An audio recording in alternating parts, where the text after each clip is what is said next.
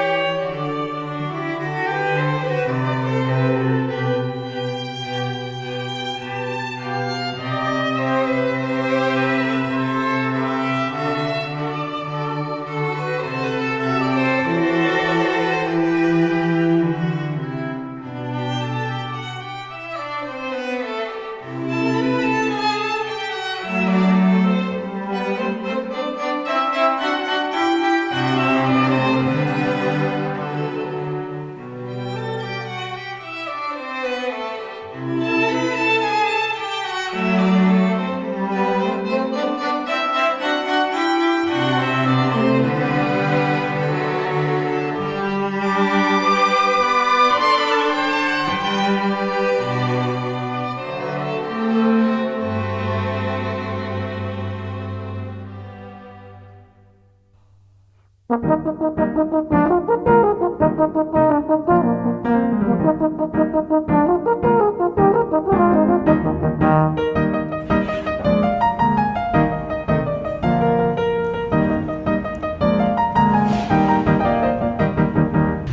today we're off to celebrate the Son de Flor collection with my Mulberry House at the Beaverbrook Hotel. But first of all, I'm having a little coffee with my daughter Daisy, and then we're going to meet at the Beaverbrook townhouse before being taken on to the countryside. Oh, that's lovely. Very hot and warm.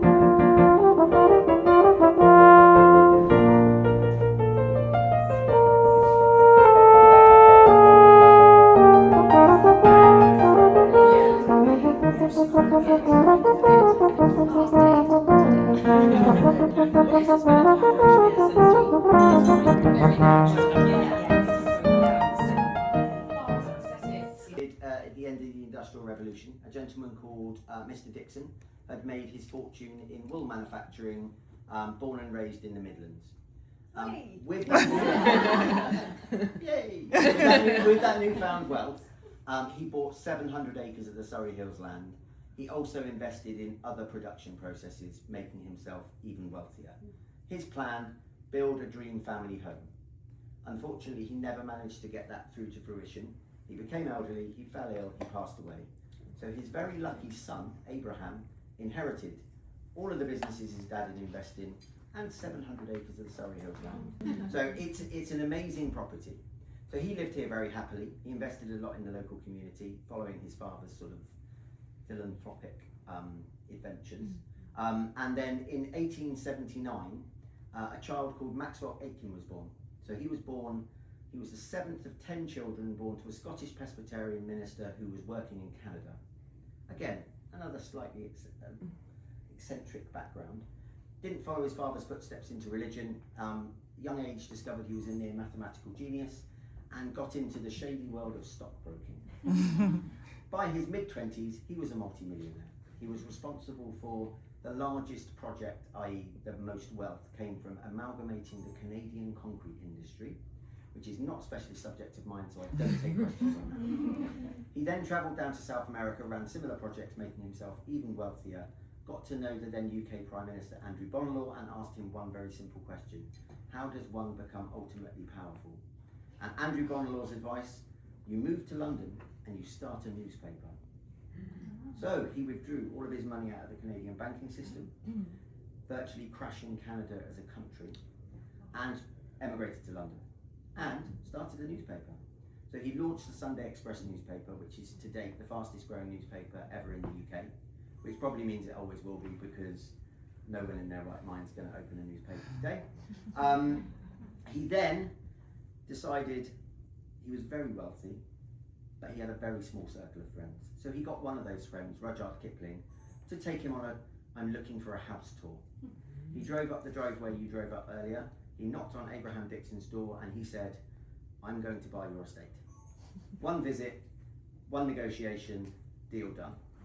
So he bought 700 acres of the Surrey Hills land and this property for £30,000. He then spent a further £10,000 modernising it.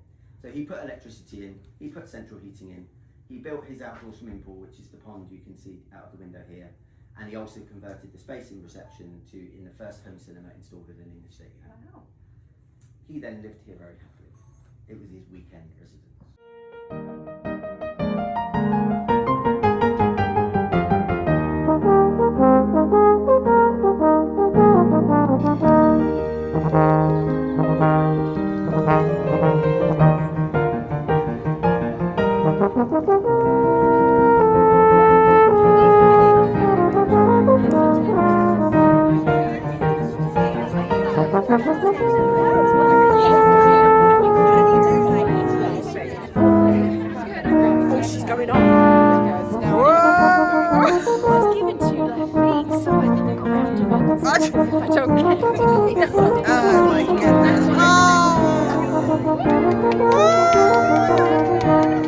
Off you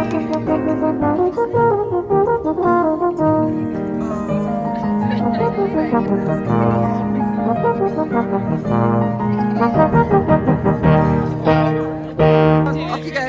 Off you pop! Get it off you pop! Off you pop! Do you want me to pass it to you? I do love you on the ice. This happened last time. I've got it documented.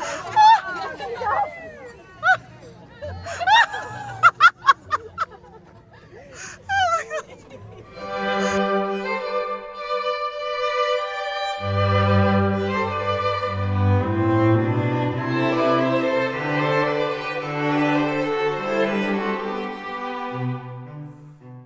just wanted to say a big thank you for coming, obviously, and some of you have come an incredibly long way, so thank you very, very much for being here. I also wanted to sort of say a little bit more about the collection in the sense that for me, clothes have always been a bit more about not just wearing them. Clothes are something more to me. They're an expression of who I am and how I feel on some days. They give me confidence, and they also give me great pleasure as a woman and expressing myself. So for me, clothes are more than just something that we put on our body, and I hope that is an expression in this collection. Thank you so much for the amazing photo shoot that you have organized, along with Paula and Charlotte, who's not here. And thank you for actually organizing this.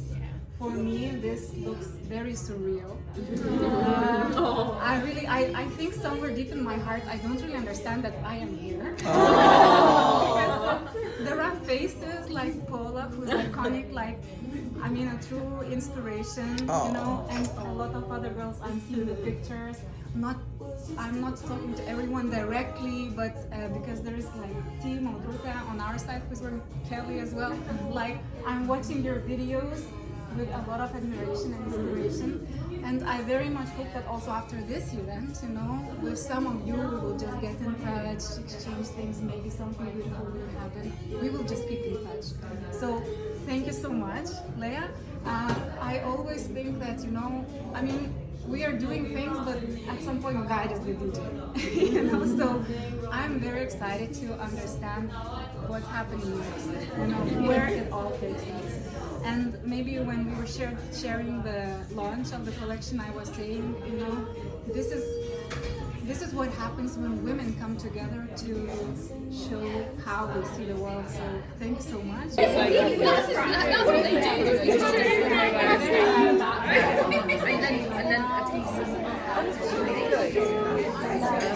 Yeah.